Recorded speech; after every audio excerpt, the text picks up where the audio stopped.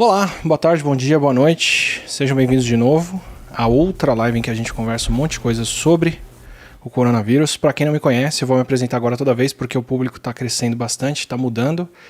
Prazer, eu sou Átila Marino, eu sou biólogo, pesquisador, doutor em virologia e trabalhei bastante com espalhamento de vírus e é sobre isso que a gente vai conversar aqui hoje. A ideia, eu vou colocar o índice aqui, de novo, para quem quiser avançar para o momento certo do vídeo. Então fique à vontade aqui. Para quem quiser avançar para cada momento desses, é só você procurar depois na linha de baixo onde está com essa cor e vai ser disso que a gente vai falar. Eu vou explicar um pouquinho sobre como funciona a COVID na pessoa, quanto tempo a gente tem até os sintomas, como isso acontece, que números que isso gera e como a gente pode interpretar a epidemia de cada país e do Brasil daqui para frente, com base nos números, o que isso quer dizer, quais são as medidas que a gente está tomando aqui no Brasil, inclusive em relação ao que eu comentei na live anterior, e alguns recadinhos finais do que a gente tem pela frente para começar, ok? Bom, vamos lá. Primeira coisa, para explicar o curso da doença da COVID. Já vou deixar bem claro, SARS-CoV-2, para quem não conhece o nome, é o nome do vírus, do coronavírus atual. SARS-CoV-2 é o vírus, é o coronavírus próximo da SARS e o segundo que a gente conheceu, por isso o 2. E COVID-19, que é o que eu vou repetir mais por aqui, é o nome da doença, é doença infecciosa causada pelo coronavírus, por isso COVID. Então COVID é a doença e SARS-CoV-2 é o nome do vírus. Eu vou falar da COVID aqui e como é que é a progressão num paciente. Então deixa eu mostrar para vocês aqui. Isso aqui é uma linha do tempo do que acontece, na média, com quem pega o coronavírus. Eu sei que isso não estava claro antes, já vou deixar esse momento bem claro aqui, porque a gente vai usar isso daqui para frente em muita coisa que a gente conversar em vídeo aqui. Para quem quiser as referências de tudo que eu estou falando, vão para o Saiba Mais assim que a live acabar. Vai estar tudo marcadinho aqui embaixo para vocês verem bonitinho, tá? Então, se alguém pegar o coronavírus, se alguém pegar a COVID, é isso aqui que vai acontecer. E vocês vão me desculpar, mas hoje está ventando demais aqui. Então é isso aqui que vai acontecer com alguém que pegar coronavírus. A bolinha verde é a pessoa, conforme os dias vão andando, e aqui embaixo eu estou marcando o tempo que se passa. Normalmente quem pega a COVID leva de 2 a 10 ou 14 dias para manifestar sintomas. A gente tem casos em que a pessoa pode manifestar sintomas lá pelo 27º dia, mas é muito raro isso, e a grande maioria dos casos acontece dentro dessa timeline que eu estou passando aqui embaixo. Então, entre o 4º e o 6º dia, a pessoa começa a ter sintomas, geralmente febre, 88% de quem pega tem febre, e 67% mais ou menos de quem pega, ou um pouco menos, tem dor de cabeça e tosse seca. E depois tem outros sintomas mais incomuns que eu vou falar num outro vídeo para vocês sobre o que acontece. Então, lá entre o 4º e o 6º dia, a pessoa vai apresentar sintomas, e a transmissão pelo coronavírus acontece geralmente, pela estimativa que fizeram, e foi o número que foi usado no estudo epidemiológico que eu comentei com vocês no vídeo anterior, a pessoa geralmente transmite entre o 4º e o 6º dia o coronavírus. Por quê? Você vai manifestar sintomas quando você já tem bastante vírus no corpo, então é normal que não se transmita o coronavírus logo no começo, porque ele tem que ocupar todo o sistema respiratório para sair, na saliva, no muco e por aí vai. Então vai ser lá pelo 4º dia que isso vai acontecer, e a tendência é que depois do 7º dia em diante a pessoa já percebe que ela tem coronavírus e se afasta, evita outras, acaba tendo diagnóstico e com isso ela não transmite o vírus. Não é que depois do 6º dia ela não é capaz de transmitir, mas é porque geralmente pelo 6º dia ela já percebeu que tem e evita a transmissão para outras pessoas. Aí, geralmente, lá pelo 7º dia, depois dos sintomas, então imaginando que pelo 5º dia a pessoa manifestou sintomas, lá pelo dia 12, 7 dias depois de manifestar os sintomas, é quando começa a complicação que leva a pessoa a buscar um hospital. Então, se a gente estiver olhando só para o número de casos de pessoas que estão sendo hospitalizadas por causa do coronavírus, vai ser a parcela de pessoas que manifesta sintomas, dentro disso, uma parcela menor ainda das pessoas que têm sintomas sérios o suficiente para precisar ir no hospital, e vai ser por volta desse 12º dia, entre o 9º e o 12º dia, que a pessoa vai acabar sendo internada no hospital por conta disso. Tá? Por isso mesmo que a recomendação do Ministério da Saúde daqui para frente é, se você tiver sintomas de coronavírus, só os sintomas, fique em casa. você evita passar para outras pessoas. Não adianta buscar um posto de saúde, porque ainda não tem tratamento para o coronavírus. E você vai estar correndo o risco de se contaminar se você não tiver ele, ou de contaminar outras pessoas se você tiver. O ideal é que a pessoa só busque o hospital, só busque o atendimento, se ela realmente tiver sintomas sérios. É o que eu estou considerando aqui que vai acontecer no 12º dia. Para quem tem os sintomas mais sérios, e agora eu vou tratar de um caso muito particular, do 1% de pessoas, a estimativa é de 0,8% a 3,4%, eu vou considerar 1% aqui das pessoas que têm sintomas graves o suficiente que acabam morrendo, ok? Então, usando um número conservador, usando um número generoso, de cada 100 pessoas que pegam o coronavírus, uma delas morre, tá? Então, a pessoa vai ser internada lá pelo 13º dia. Isso pode variar bastante, pessoas mais novas podem ser internadas mais tarde, pessoas idosas e com pré-condições podem ser internadas mais cedo, mas lá pelo 13º dia, a pessoa acaba sendo entubada, porque ela está com falta de ar, com a síndrome respiratória aguda, de onde vem o nome SARS e de onde vem os sintomas pelo qual a Covid se tornou conhecida. E nesse 1% dos casos, se foi alguém com pré-condições, se foi alguém que já tinha mais de 70 anos, se é alguém que não estava com a diabetes controlada, se é alguém que não estava com a pressão alta controlada, por volta de 14 dias depois dos sintomas, a pessoa chega a morrer. De novo, 1% de quem pega é uma parcela pequena em relação ao total de quem pega. Essa parcela só se torna grande se o total de quem pega o coronavírus for grande. Essa morte vai acontecer em 14 dias na média. Entre idosos ou pessoas com mais complicações, ela pode acontecer antes, tanto que o primeiro caso de morte no Brasil, que a gente reconhece, foi um senhor que já tinha hipertensão e diabetes, então pode acontecer em 12 dias. E se forem pessoas mais novas ou com boas condições de saúde, isso pode vir a acontecer depois de 30 até 40 dias mais para frente. E uma das coisas que é uma complicação muito grande da Covid é porque justamente essa pessoa vai ficar muito tempo internada no hospital, precisando de intubação, precisando da UTI, porque esse 19º dia não precisa acontecer aí. Essa pessoa pode passar 30 dias no hospital e depois se recuperar e sair, mas por esses 30 dias que ela estava internada, ela estava ocupando um leito. Isso aqui só para a gente entender que é essa linha do tempo que vai ditar os números e o que a gente vê daqui para frente. Tá? Eu precisava explicar para vocês esse ponto. Então, o que acontece uma vez que a gente tem esses números e que as coisas vão se passando?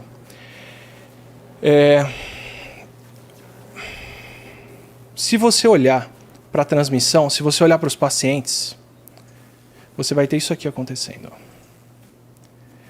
Vou deixar bonitinho aqui para vocês. Vamos olhar agora para aquela linha do tempo daquele paciente que foi internado e que teve complicações respiratórias e que acabou morrendo no 19º dia. Vamos olhar para o que acontece com as pessoas que estão ao redor dele e que vão ser contaminadas com o coronavírus.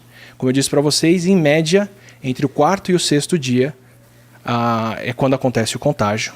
E a estimativa mais confiável que a gente tem, que veio agora mais para frente da epidemia, é de que em média alguém com coronavírus, com Covid, passa esse vírus para 2 a 3 pessoas. É em cima disso que eu estou trabalhando e simulando aqui. Então no dia 1, a pessoa pegou o coronavírus e no dia 1 a gente tem um caso. 2, 3, no 4º dia eu estou supondo aqui que essa pessoa passou o vírus para uma pessoa. Então ela estava sem sintomas ainda, não sabia que tinha nada, foi para uma festa, foi para um evento, não foi dispensado do trabalho, foi para a escola, foi para a faculdade, foi para alguma aglomeração com pessoas e teve contato com alguém e passou para uma pessoa. Daí a linha do tempo que a gente tem aqui em cima, que é essa linha do tempo do 2º caso de contágio. 2 dias depois, essa pessoa estava com febre, foi numa farmácia perguntar se ela tinha algum tratamento para febre, não se cuidou. Quem estava ao redor não se cuidou, ela ficou próxima de alguém na fila e passou esse vírus para uma outra pessoa. Então a gente tem o 2º caso aí acontecendo no 6º dia. Então de um caso que a gente tinha com 4 dias, a gente já está em 3 casos no 6º dia dessa linha do tempo. Conforme o tempo vai passando, a primeira pessoa que foi infectada também já passou 4 ou 5 dias e já tem condições de passar o vírus para mais alguém aqui. Mas, seguindo a linha do nosso paciente, quando ele for internado, lá pelo 12º dia, o que acontece? Se a gente contar esse caso único de coronavírus, como o Ministério da Saúde tem feito agora, a gente só está contando os casos das pessoas que são internadas com sintomas mais sérios. Até aqui, até o 12º dia, a gente já perdeu pelo menos 5, 6, até 10 casos de pessoas que já pegaram coronavírus antes dessa pessoa manifestar sintomas e ir parar no hospital. Então, países que não estão testando, porque não tem teste suficiente e que estão olhando para o número de casos de quem é internado no hospital, são os países que estão acompanhando essa janela. É uma pessoa, em média, em cada 10 ou 2 que vai manifestar sintomas e que vai ser hospitalizada e que a gente vai reconhecer que tem coronavírus. As outras, a gente não reconheceu até aí e a transmissão está acontecendo. Se a gente estiver olhando só para o número de mortos, só para alguém que morreu, que seguiu esse curso até o fim, quando chegar no 19º dia, todo mundo que foi infectado ao redor dessa pessoa já transmitiu o vírus também. Então, imagina o caso de um país que não registrou nenhum caso de coronavírus, de repente tem alguém que morreu de pneumonia e eles diagnosticam que foi alguém que morreu de coronavírus. Só com essa morte, você já pode assumir quase 1.000 casos de coronavírus naquele país, porque como vocês viram, essa morte vai acontecer lá pelo 19º dia, e só nessa cadeia de transmissão aqui a gente já chegou quase a 20 mortes. Desculpa, só nessa cadeia de transmissão a gente já chegou quase a 20 casos, que se a gente só estiver olhando para a pessoa que teve complicações ao ponto de morrer, foi só um desses 20. E a gente tem que levar em conta que só 1% das pessoas, um pouco mais ou um pouco menos, chega a falecer. Então isso quer dizer que tem várias outras cadeias de transmissão que não foram contadas. Então quando a gente olha entre os países, a gente consegue usar os dois fatores para reconstruir onde e como eles estão em uma epidemia.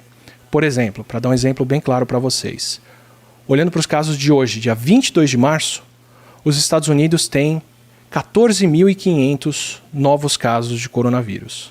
Eles diagnosticaram 14.500 pessoas com coronavírus, entre quem foi testado e não tinha sintomas, quem foi testado e tinha sintomas, quem deu entrada no hospital e quem chegou ao ponto de falecer ou ter complicações mais sérias. Se os Estados Unidos têm 14.500 novos casos, isso quer dizer que daqui a 19 ou 20 dias, lá na frente, quando a gente chegar lá pelo dia 11 de abril, se todos os casos que eles tivessem registrado agora fossem de novos contágios, novas pessoas pegando, quer dizer que lá no dia 11 de abril, com base nesses novos casos de hoje, eles devem ter por volta de 145, 150 mortes, que é 1% das pessoas que pegaram o vírus hoje e que estariam diagnosticadas aí. Então, quando a gente olha para um país que tem muito caso de diagnóstico, muito número de casos de coronavírus, mas poucas mortes, pode ser porque ele está no começo de uma epidemia, está testando as pessoas e reconhecendo elas, e o que a gente pode esperar com base nesse número de casos é que dali a 20 dias, mais ou menos, proporcionalmente 1% dessas pessoas acabem morrendo. E você pode fazer a mesma coisa ao contrário. No caso dos Estados Unidos, é de se esperar que eles registrem bem mais mortes no dia 11 de abril, porque eles reconhecem que eles não estão testando o número de pessoas o suficiente. Então, pelo menos 145 mortes é o que os Estados Unidos vai ter daqui a 20 dias, no dia 11 de abril. 20 ou 19 dias. Agora, se a gente olhar para um outro país, hoje, 22 de março, a Indonésia registrou 10 mortes por Covid. Eles registraram hoje. Só que eles só têm 500 casos documentados, reconhecidos de coronavírus. O que isso quer dizer? Como que a Indonésia pode ter 500 pessoas com coronavírus e já ter 10 mortes? Não é porque o vírus é mais letal, a gente não está vendo nenhuma mutação dele que cause qualquer epidemia diferente em qualquer lugar, não temos por que esperar que ele seja mais letal até agora, nem é de se esperar que a Indonésia não tenha infraestrutura para receber e tratar ninguém. Então é razoável de se esperar que se eles têm 10 mortes agora, isso quer dizer que no começo de março eles já tinham pelo menos 1.000 casos. Pelo menos 1.000 casos. E esses casos podem ter dobrado várias vezes de lá até aqui. Então eles já podem estar, por exemplo, em 4, 5, 10 mil casos, sem reconhecer eles. Então é assim que a gente consegue olhar para os números e entender o que está se passando. É assim que a gente consegue olhar para frente e ver o que acontece. E é por isso que é tão importante agir agora. Porque a gente está vendo os números de casos acontecendo, a gente ainda pode conter o número de mortes lá na frente. E eu vou mostrar para vocês a diferença que pode fazer o número de casos. Como eu disse para vocês, o coronavírus vai passar, em média, para 2 ou 3 pessoas depois de 5 dias. Então imagina que a gente tem uma pessoa infectada e depois de 5 dias ela fez isso aí. Ela passou para 2 pessoas. Daqui a 5 dias, essas 2 pessoas também vão ter passado esse vírus para outras 2 ou 3 pessoas. Então a gente vai ter isso aí. Não cresceu muito. A gente partiu de 1 caso para 2 para 6. Dali a 5 dias depois, a gente vai ter isso aqui. Cada pessoa vai passar para 2 ou 3 e a gente vai chegar em 12 casos. Dali a 5 dias, é isso que vai acontecer. Essas 12 pessoas vão infectar 27, as 27, 64. E esse surto vai crescendo. Então, isso é o que é o perigoso no coronavírus. A população dobra muito rápido, pelo menos a cada 5 dias, e a coisa cresce dessa forma. E é aqui que eu queria mostrar a importância que é a mitigação, a supressão. Por que é importante a gente tirar as pessoas das escolas, tirar as pessoas dos comércios que não são essenciais, tirar as pessoas de grandes eventos, de festas, de circulação, de comércio desnecessário, do trabalho que pode ser feito de casa, do trabalho que não é essencial, de tudo que a gente puder parar. Porque se você interromper essa cadeia de transmissão, quanto mais cedo você interromper ela, maior é o efeito cascata lá na frente. Então imagina, por exemplo, que a gente implementou medidas para barrar. Você fechou escolas. Agora, esse número de casos enorme que ia acontecer aqui em cima, já não acontece mais. Essa pessoa aqui, ó, deixou de ir ao trabalho. Essa pessoa aqui não foi na faculdade e não passou para mais um monte de gente. Essas pessoas aqui embaixo estão em casa e não tem como pegar o vírus. É por isso que a gente tem que agir cedo, é por isso que a gente tem que mitigar, é por isso que a gente tem que suprimir o vírus. É para fazer isso, é para cortar a cascata de transmissão e com isso, ao invés da gente chegar lá no fim com 27 casos, alguns dias depois a gente tem 6 casos. É muito mais fácil de testar, acompanhar e conter a doença por aí. E a conversa hoje vai ser basicamente essa, do que a gente pode fazer para conter isso e de como a gente pode ver os sinais de quem está contendo isso e interpretar como que o corona avança. Então deixa eu mostrar para vocês mais alguns números. E uma coisa que eu queria deixar muito clara. É por isso que fez muita diferença a China agir tão cedo. Quando a gente olha para a China, tem muita gente que olha e pensa, nossa, mas o coronavírus não é tão complicado. Você tem um país de 1 bilhão e pouco, 1 bilhão e meio de habitantes, que só teve 80 mil casos e 3 mil mortes. Mas como eu disse para vocês, nas 2 últimas lives, eles agiram muito cedo para conter o vírus, e o que eles fizeram foi agir tão cedo que o surto ainda estava concentrado na região de Wuhan, e eles podiam simplesmente travar as pessoas em casa em Wuhan e fazer quarentena nos outros lugares para onde as pessoas com coronavírus estavam viajando. Então eles conseguiram parar o surto muito cedo, antes de você ter uma cadeia tão grande dessas que você não tem o que fazer para poder conter o vírus. Tem como agir, a gente tem exemplos de quem agiu e de quem está fazendo isso. Tá?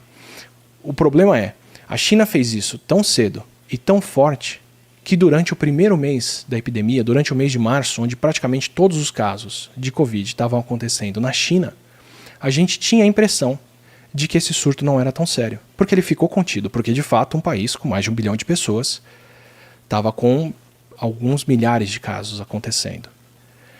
Depois que o vírus saiu de lá e caiu na Coreia do Sul, na Itália e no Irã, que a gente começou a ver como que a doença se espalha de fato antes de um país tomar atitude. Tá? A Coreia do Sul agiu rápido também, instituiu testes e está fazendo testes nas pessoas até hoje, e eu vou citar os exemplos deles várias vezes por aqui, porque é o país que tem menos infraestrutura parada, porque é o país que proporcionalmente faz mais testes.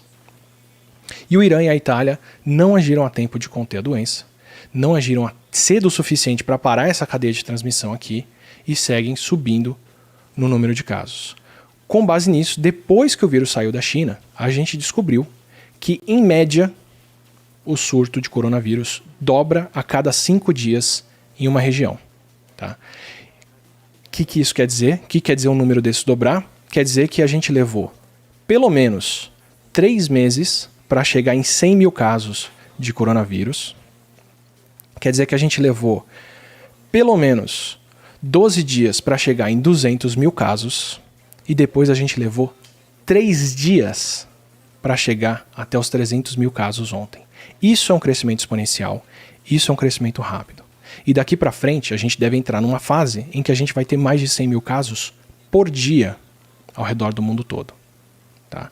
Esse é o potencial dessa doença. É isso que a gente não conseguia reconhecer por causa do esforço que a China fez para conter o vírus. E é isso que a gente agora consegue reconhecer, reconhece como um cenário importante e tem que agir para conter. Tá? Então, para mostrar que diferença que isso faz para cada país, a gente vai para os próximos.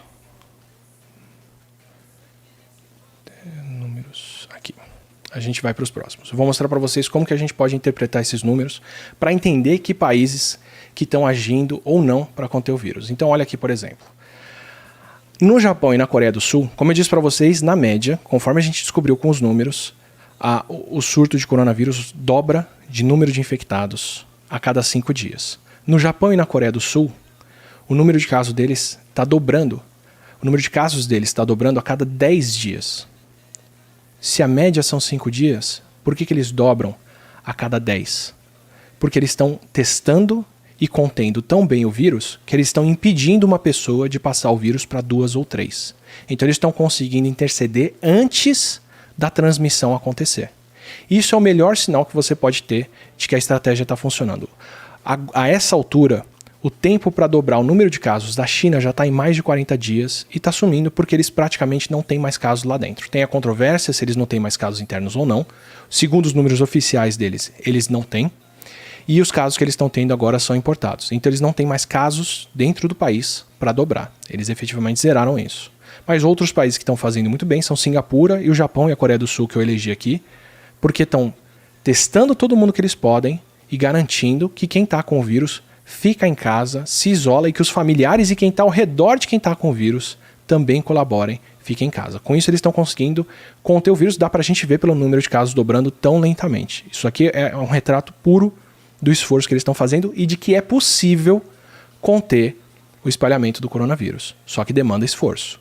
A Itália está agora com o surto dobrando a cada 5 dias. Isso depois deles colocarem quarentena, depois deles colocarem isolamento e depois deles travarem completamente a região da Lombardia. Okay? Eles estão com novos casos a cada 5 dias ainda. Pode ser que ainda demore para a gente ver o resultado do travamento que a Itália fez há dias atrás. Geralmente são pelo menos 2 ciclos do coronavírus interrompidos e esse tempo até as pessoas manifestarem sintomas e serem hospitalizadas e morrerem, que a gente conta. Então a Itália pode ter reduzido mais ainda essa transmissão, mas ainda não deu tempo da gente ver isso por causa daquela progressão da doença que eu mostrei para vocês antes. Então eles estão dobrando de casos agora a cada 5 dias. A Alemanha e a Suíça estão dobrando de casos a cada 3 dias. E o caso deles é um caso bem específico e eu queria mostrar para vocês. Você fala, não, mas você me disse que o vírus dobra a cada 5 dias, por que a Alemanha e a Suíça estão dobrando a cada 3 dias? Isso é sinal de que o surto avançou e eles estão conseguindo conter e agora testar todo mundo que está com coronavírus. Então o número de casos, pelo menos na Alemanha e na Suíça, que são países que têm muitos recursos e que estão levando isso muito a sério, esse número de casos tende a estar aumentando dessa forma porque eles estão diagnosticando muitas pessoas que outros países não estariam diagnosticando, porque eles têm testes suficientes para conter o vírus. O ideal é que daqui 1 semana ou 2 ou 3, conforme o tempo passar e der tempo da gente ver o reflexo da ação deles, eles também estejam entre os países que estão dobrando a cada 10 dias só, porque agora eles conseguiram segurar todo mundo. De novo, para mostrar para vocês que é possível conter o vírus.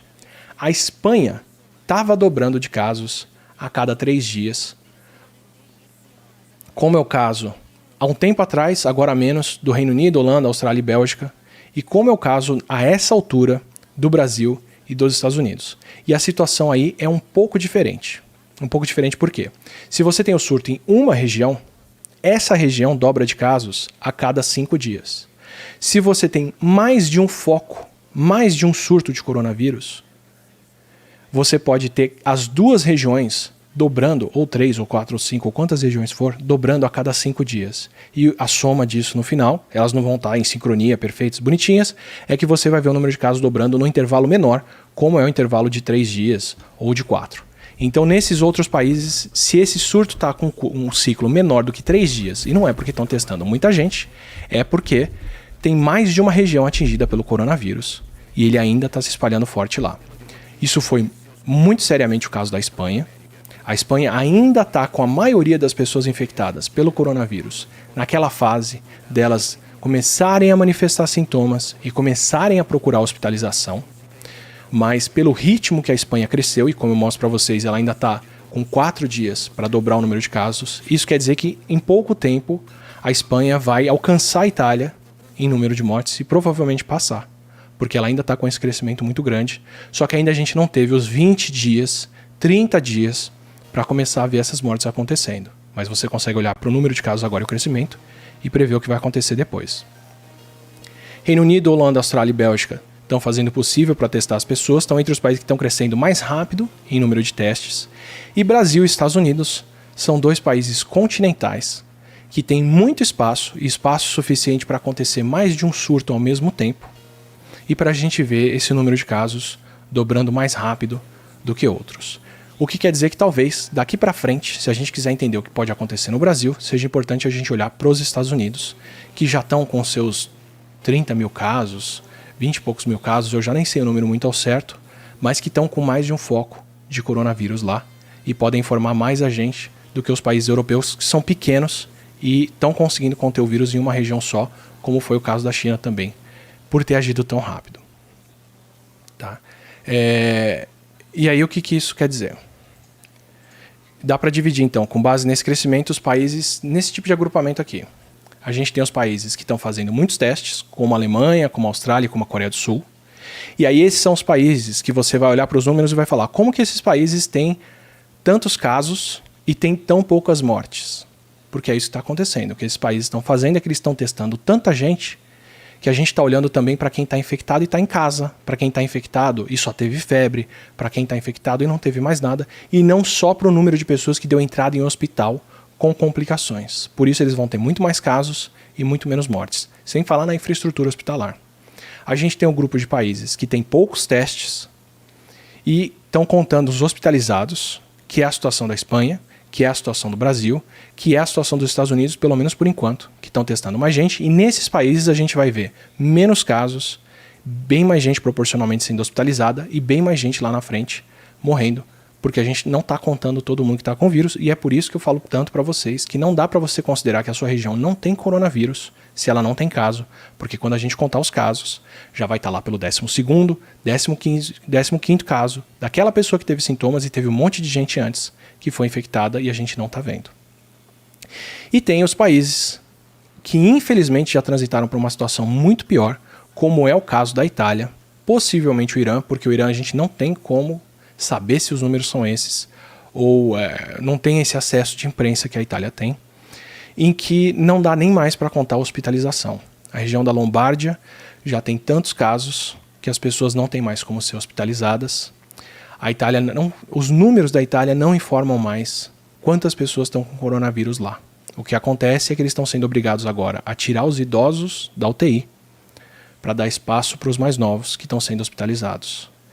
E a gente só vai ter como estimar o tamanho do surto na Itália daqui para frente, com base no número de pessoas que estão morrendo, e depois reconstruir para trás quantos casos aconteceram, porque eles não têm mais como fazer diagnóstico. E o próximo passo disso, e mais sério, é a Itália chegar num ponto, eu torço para que isso não aconteça, onde são tantos mortos em casa e em outras situações em que nem isso dá para ser contado, e isso passa a ser estimado também. A Itália está... Aliás, a Itália, por conta disso, é a prova da importância de todo mundo agir. Porque o que acontece? Pessoas mais novas não estão entre as que mais morrem. Quando a gente fala que quem tem abaixo de 19 anos tem 2 chances em 1000 de morrer, quem tem por volta de 30, 40 anos tem 5 chances em 1000 de morrer, bem menos de 1%. Isso não quer dizer que essas pessoas não têm complicações sérias e não precisam ser hospitalizadas, pelo contrário. Principalmente para quem tem entre 19 e 50 anos, pegar o coronavírus pode fazer com que você seja hospitalizado em proporções próximas às dos idosos. Só garante que você vai ter mais chances de sobreviver lá dentro. Então o que acontece na Itália agora? Os mais novos continuaram se expondo, pegaram o vírus, tiveram complicações que mandaram eles para o hospital, e aí, porque eles são mais novos e têm mais chance de se recuperar, o hospital é obrigado a pegar os idosos, tirar do tratamento intensivo e colocar os mais novos ali. Então, mais novos, numa situação de estresse de sistema de saúde como é o da Itália, aumenta a mortalidade dos idosos, porque eles passam a ocupar os leitos. E isso é o protocolo de atendimento internacional. A gente tem que priorizar as pessoas que têm mais anos de qualidade de vida pela frente. Tá? Então, os mais novos que não se cuidaram na Itália estão matando os idosos a essa altura. Isso é o que a gente tem interpretando os números e seguindo esses países. Bom, dito isso, o que a gente está fazendo aqui no Brasil e para onde a gente deve ir? Independente de todos esses números que eu falei e tudo isso que está acontecendo, a gente já percebeu que isso é muito sério. Desde muito antes, o Brasil já vem avisando que isso é um problema, inclusive para a OMS.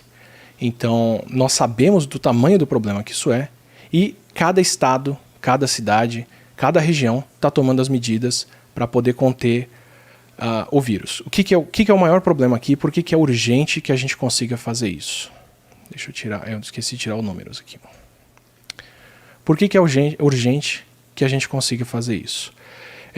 Eu trouxe para vocês um estudo na live anterior, que é o estudo no qual a política pública inglesa, provavelmente americana, talvez a brasileira, como disse para vocês, se baseia pelo tanto que essa doença deve crescer e pelo número de pessoas que deve ser atingida. E o principal que esse estudo mostra não é nem o número de pessoas que podem ser atingidas, porque isso também é muito sério, e a gente vai voltar para esse ponto, mas é o tempo em que isso acontece. Como eu disse para vocês, o número de casos de coronavírus, uma vez que a gente viu ele fora da Itália, dobra a cada 5 dias. Isso quer dizer que é um curso de doença muito rápido e que em questão de 3 ou 4 meses, a grande maioria das pessoas já foi infectada. Isso quer dizer que a janela de ação que a gente tem é dias daqui para frente, no máximo algumas semanas, para poder impedir e reduzir ao máximo o auge do número de casos que a gente pode ter no país. Então a gente tem que agir muito cedo e não vai dar tempo por conta disso para curas chegarem para cá. Então, mesmo que a gente tenha tratamentos que estão em teste agora, que são super promissores, que são um ânimo para todo mundo, não existe logística humana suficiente para distribuir esse tratamento para todas as pessoas do mundo no intervalo de 3 a 6 meses que a gente precisa para poder conter o coronavírus. Então a gente não tem como depender de uma cura, de uma vacina, de qualquer coisa nos próximos meses para conter o número de casos. A gente depende de ações individuais, de ações coletivas, de ações não farmacêuticas para que isso aconteça. Tá? Tem os testes, tem isso tudo que estão se fazendo. O que a gente vai fazer agora é tentar aumentar a infraestrutura que a gente tem para atender as pessoas e tentar garantir que o menor número de pessoas possível vai precisar dessa infraestrutura. Então, o Brasil está encomendando uma série de testes, a gente está aumentando a nossa produção aqui, e vocês já viram que Alemanha, Coreia, Japão, mesmo a China, todos esses países que estão conseguindo conter o surto e que têm um ritmo de crescimento menor, dependem de um número grande de pessoas testadas. Eles precisam testar muita gente para garantir que o vírus é contido. E a gente depende de testes aqui no Brasil também para poder fazer o mesmo. A mitigação que eu mostrei para vocês, os casos sendo cortados de lá, dependem de ações coletivas de parar tudo, de ações individuais de ficar em casa, mas de testes também para poder tirar as pessoas de quem transmite o vírus por ali. E a gente também depende de aumentar a infraestrutura hospitalar. Como eu disse, até 20% das pessoas que pegam o coronavírus precisam ser hospitalizadas. É ótimo para os 80% que vão ter febre ou alguma outra coisa, mas são 20% das pessoas chegando e precisando de hospitais. E uma parte delas sendo internada e precisando de respirador, precisando de oxigênio e uma série de outras coisas. Então, parte do esforço para conter o coronavírus é aumentar a capacidade hospitalar. Eu falo naquele vídeo sobre por que o coronavírus vai para a sua vida, que a gente quer ter uma curva de infectados que fica abaixo da infraestrutura hospitalar. Para poder fazer isso, aumentar a infraestrutura hospitalar também é importante. Então, as melhores medidas que a gente pode ver sendo tomadas aqui no Brasil são as medidas para manter as pessoas em casa, para não ter a transmissão, para manter a infraestrutura funcionando, para todo mundo poder ficar em casa, e aumentar a capacidade de atendimento hospitalar.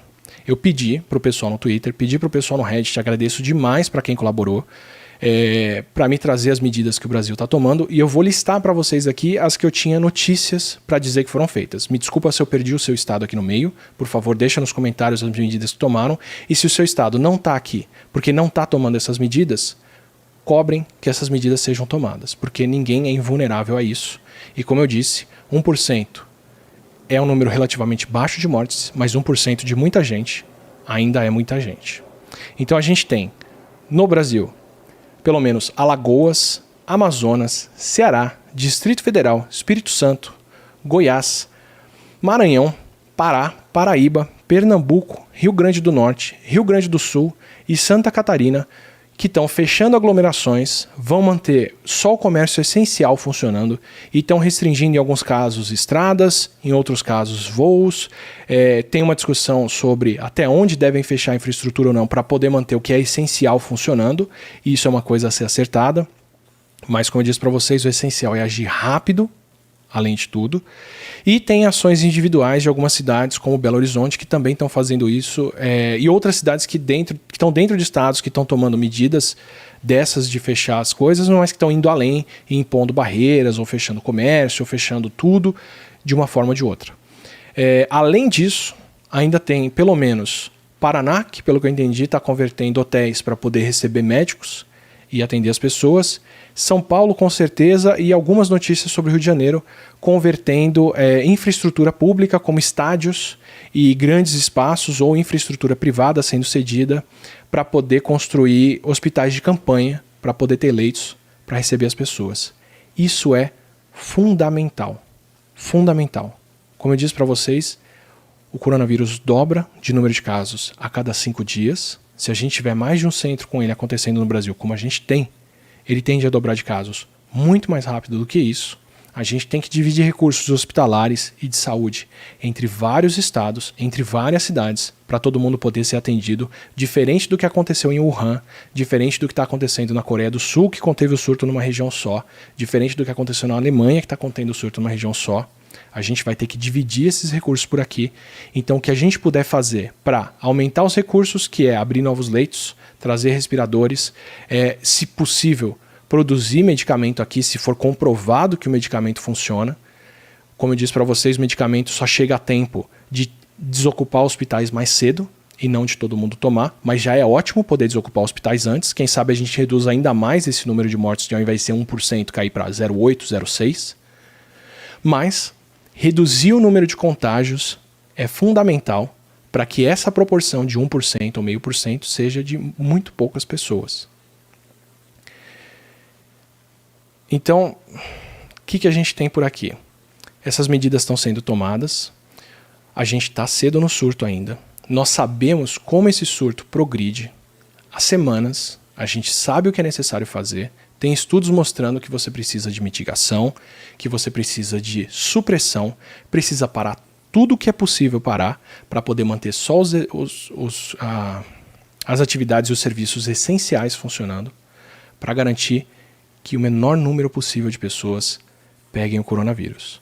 Tá? Eu falo no vídeo anterior que existe aquele estudo que estima que se não se fizer nada, a proporção de mortos é muito grande. Se fizer mitigação e vários tipos de contenção, como parar escolas, parar faculdades, parar o trabalho que não é essencial, isolar os idosos, dá para reduzir esse número de mortos. E se a gente fizer para 1 milhão, extrapolando aqui no Brasil de maneira muito grosseira, pode ser um número maior. Se tomarmos algumas medidas, esse é o número. Se a gente tomar várias delas, como vários estados estão tomando, a gente pode reduzir esse número de mortes para alguns milhares. Então, esse é o ponto. Tá? Daqui para frente a gente vai depender muito de serviços essenciais, a gente vai depender de farmácia funcionando, supermercado funcionando, fábricas ainda funcionando, produção de alimentos funcionando, garis trabalhando, profissionais de saúde que são os que vão ser mais estressados e estão mais sob pressão daqui para frente. Você ficar em casa, não sair e garantir que você vai acabar com essa cadeia de transmissão aqui, é o melhor que você pode fazer daqui para frente. Se o seu serviço não é essencial, se você pode estar em casa, fique em casa, não saia. A gente tem que parar essa cadeia de transmissão aqui e garantir uma boa vida e um bom trabalho para quem vai estar cumprindo os serviços essenciais. Cada médico que está dando a vida daqui para frente, por todo mundo pelos próximos dias, trabalhando muito, como está sendo no mundo inteiro, cada médica que vai trabalhar e depois vai voltar para casa e vai passar no supermercado e precisa encontrar comida e precisa encontrar tudo funcionando, cada gari que vai estar ajudando a gente nessa produção de lixo imensa que a gente está fazendo de casa agora, merece o nosso respeito e merece que a gente fique em casa, faça esse tipo de mitigação e reduza o número de pessoas contagiadas. Isso não é... O que eu falei na live anterior não é uma sentença. Peço para vocês, se vocês verem a informação circulando por aí, como biólogo prevê 1 milhão de mortes, ou Átila falou que 1 milhão de pessoas vão morrer, por favor, corrijam essa informação, mandem a informação completa e eu vou falar ela inteira aqui, completinha. Um estudo que norteia decisões de saúde pública no mundo prevê uma grande proporção de mortos, que no Brasil corresponderia a mais de 1 milhão de pessoas, se as medidas não forem tomadas. Isso pode ser evitado, se a gente tomar essas medidas como o estudo sugere. Tá? É o que eu estou dizendo para vocês aqui com todas as letras, por favor. Isso não é uma sentença, isso é previsível e evitável. Depende das nossas ações individuais e coletivas para isso não acontecer. Eu listei uma série de estados e uma série de medidas que a gente está tomando nessa direção. Entendam isso como algo que pode ser prevenido e que depende da gente fazer para que isso seja prevenido dessa forma. Tá? Então a gente tem um período complicado pela frente, que depende da ação das pessoas. A ideia da live anterior, e pelo visto foi o que aconteceu, era acordar as pessoas para que o mundo mudou, porque a gente vai ter que passar por isso junto agora. Não é fácil ficar em casa, não é fácil ficar em confinamento daqui para frente. Você tem que manter contato com seus amigos, com seus familiares, com as pessoas próximas, tanto para o seu contato social, quanto para garantir que está todo mundo bem, que não tem alguém doente, que não tem alguém precisando. Tem muita gente que está perdendo emprego e que está sendo obrigada a ficar em casa sem condições de passar por isso. E se a gente não se ajudar, isso é um problema de todos. Cada pessoa com coronavírus é uma pessoa que pode transmitir para outras. Como a gente está vendo no Brasil, pegou todas as classes já. Então não tem ninguém aqui imune ao vírus. Isso depende da ação de todo mundo. Aceite que você tem que ficar em casa. E essa era a ideia da live anterior. Era falar, olha, esse é o grande motivo que a gente tem para ficar em casa. E é por isso que a gente tem que agir muito cedo aqui. Aproveita para estudar, para aprender alguma coisa nova, para renovar o contato com as pessoas, para refletir um pouco. Busque ajuda. Tem psicólogos, tem psiquiatras, tem pessoas dando apoio em todos os cantos. Se você está me assistindo, você provavelmente está vendo isso pela internet e é por onde a gente tem como pedir o apoio das pessoas agora. Mas vamos fazer isso aqui, ó. Depende da gente, como país, como pessoas, fazer isso e reduzir o número de casos que a gente tem daqui para frente. Tá? Como eu disse para vocês, esse número que eu falo lá atrás não é uma sentença. Esse número que eu falo na live anterior é o que a gente deve evitar que aconteça. Tá? Então, só para pedir para vocês de novo, estão distorcendo um pouco a mensagem, não sei, não é intencional, eu acredito, mas as pessoas às vezes estão pegando só o trecho em que eu falo esse número e estão tomando isso como o que deve vir aqui pela frente. Não deixem isso acontecer. Se vocês veem uma notícia, se vocês veem alguém compartilhando esse tipo de vídeo, falem para as pessoas, olha, o que ele falou é que isso é o previsto de acordo com estudos e é o que a gente pode evitar tendo ações agora. De novo, só para ser muito claro, isso não é uma sentença, isso é o que a gente pode evitar agindo. Tá? Eu estou falando muito isso, eu estou enfatizando isso, porque a gente está no comando do que acontece. O coronavírus não é uma roleta. A gente já teve vários países passando por isso e a gente tem vários exemplos fora para ver como isso acontece e o que a gente pode fazer para evitar. Parar o que não é essencial, testar as pessoas, trabalhar de casa, não sair de casa, não ter contato, isolar os idosos. É tudo que a gente tem que fazer daqui para frente. E vocês veem que eu nem estou falando mais de lavar as mãos, porque lavar as mãos é um cuidado que você já tem que ter internalizado. Eu estou falando dos cuidados coletivos. É tudo que a gente tem que fazer daqui para frente para não passar por isso. Tá? Então eu queria deixar isso muito claro aqui. Eu não quero esse tipo de mensagem e recado saindo do contexto daqui para frente. Quero reforçar para vocês que aquilo não foi uma sentença. A ação está nas nossas mãos. A gente ainda não chegou nesse futuro e a gente ainda está em tempo de agir para ele. Essa semana, a próxima semana e as outras são essenciais para o tamanho do pico que esse surto pode ter no Brasil não ser grande, porque, como eu disse, 1% de mortalidade é pouco, mas de muitas pessoas é muito, e a gente tem que garantir que não são muitas pessoas. A gente deve isso a todo mundo que está mantendo a infraestrutura e cuidando do país, enquanto quem pode estar em casa, está em casa. É a nossa parte, ok? Só para explicar para vocês o que vem por agora. Terça-feira eu vou falar de novo com o Felipe, a gente tem um xadrez verbal detalhando o que está acontecendo no mundo em bem mais pontos do que eu falei por aqui. E a gente vai explicar o que a Coreia está fazendo para ter tantos testes por lá e por que está funcionando tão bem na Coreia e em outros países. Quarta-feira tem outra live para a gente ver o que está acontecendo no Brasil e em outros países. E até segunda-feira da semana que vem vai ter um vídeo sobre como a Covid progride no corpo e por que a gente tem os sintomas que a gente tem. A ideia daqui para frente é a gente fazer um material que possa ajudar as pessoas com como cuidar de alguém com coronavírus, o que ele faz no corpo, o que a gente faz para se cuidar. E peço encarecidamente para vocês, esse vídeo aqui é um vídeo com licença aberta. Ele está totalmente disponível para você baixar, picar, editar, espalhar ele por aí. Se você quiser traduzir ele em libras, por favor, traduza, replique onde você quiser. Se você quiser pegar o áudio e fazer outra coisa com ele, faça também. Se você for editar para pegar um trechinho, eu só peço de verdade isso. Algumas mensagens são complexas, elas precisam ser passadas por inteiro. Então, por favor, manda a mensagem como um todo e cobre de quem está compartilhando essas mensagens, que essas pessoas compartilhem tudo. É muito fácil de pegar um trechinho ou dois e usar eles fora de contexto e dar a entender uma outra coisa. Se tudo der certo, logo mais a gente tem legenda em outras línguas para a live anterior e mais para frente para essa aqui. E fica esse recado. Nada disso é inevitável, a gente pode agir para fazer. Eu dependo muito de vocês para isso. A gente tem que trabalhar junto daqui para frente. E obrigado por toda a ajuda que vocês derem. Tá? De novo, quero agradecer ao pessoal do Estúdio 42, que dá esse apoio enorme para as imagens que eu estou pondo aqui. A Camila e a Vivi do Peixe Babel, do canal Peixe Babel, tanto no YouTube quanto no Instagram, Twitter e por aí vai, que sempre estão compartilhando os números. O Felipe, que deixa eu falar com ele sobre o que está acontecendo no mundo. Obrigado ao pessoal do Reddit, que está aqui em cima, e o pessoal do Twitter, que me mandou informações. Se você quer vídeos, quer tirar dúvidas sobre o corona, tem o grupo do Telegram, que é esse t.me aqui, Corona_Atila, onde estão os vídeos e os estudos e os materiais que eu cito por aqui. E nas outras redes sociais eu volto logo mais a comentar sobre o que está se passando com ele.